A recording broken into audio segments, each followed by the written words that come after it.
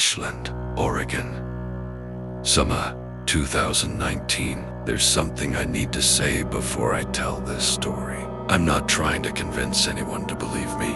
For a long time, I tried to convince myself that what happened that summer was just exhaustion.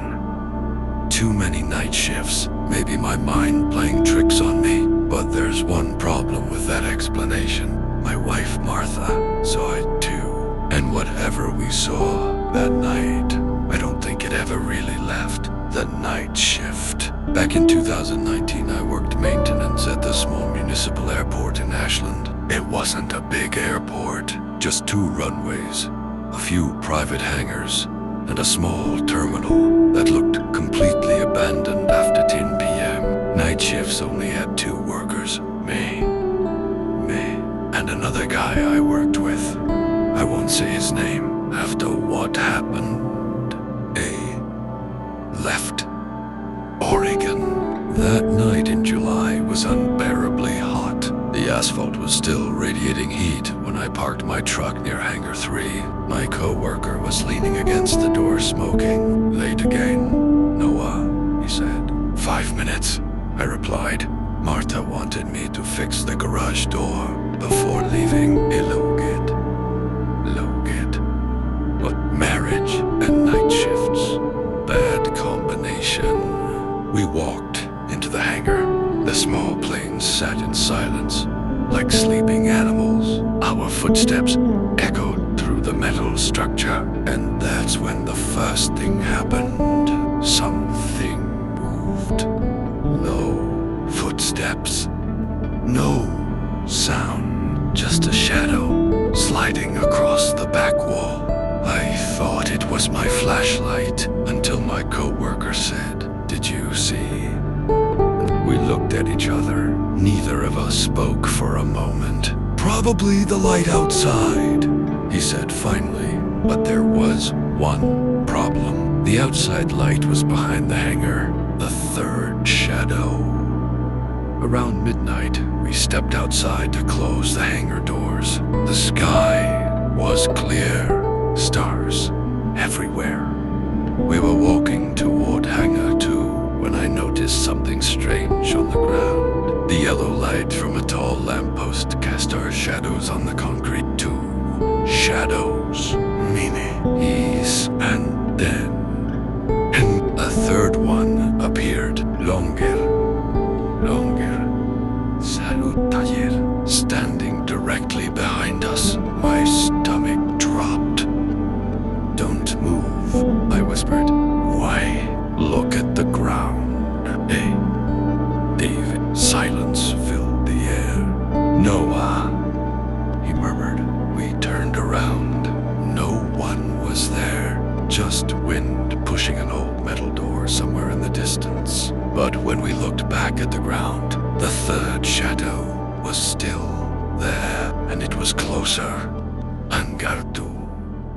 And we went inside Hangar 2, trying to convince ourselves it was just a trick of the light. Lights, shadows, nothing more.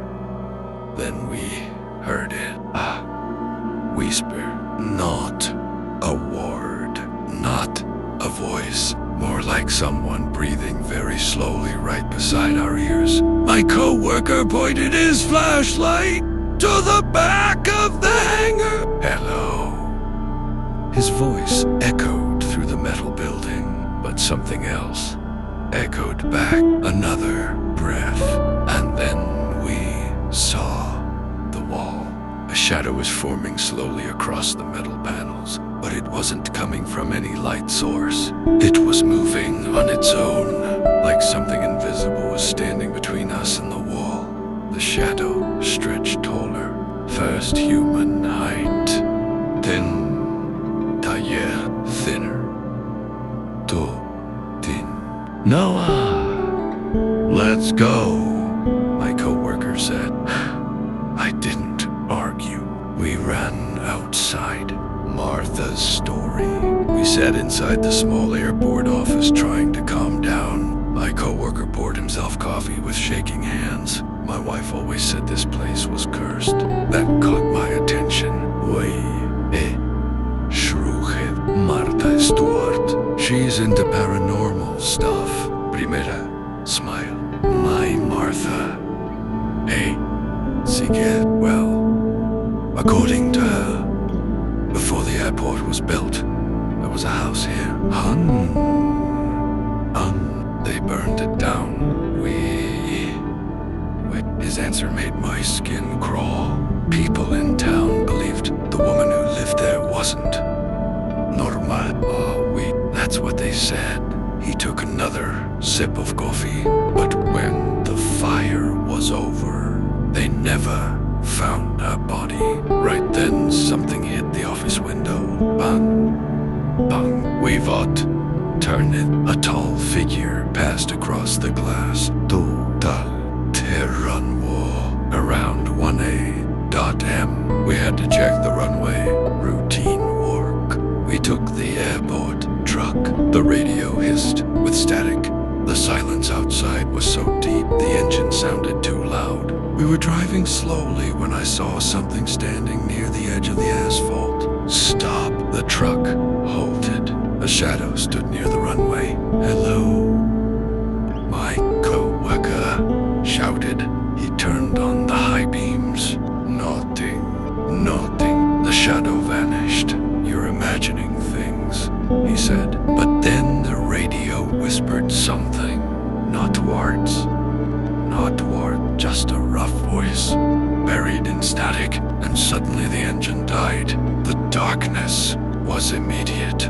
Only moonlight remained, and on the hood of the truck we saw a shadow. But there was nothing casting it. Interstate 5. When the truck finally restarted, we decided to leave the airport when needed.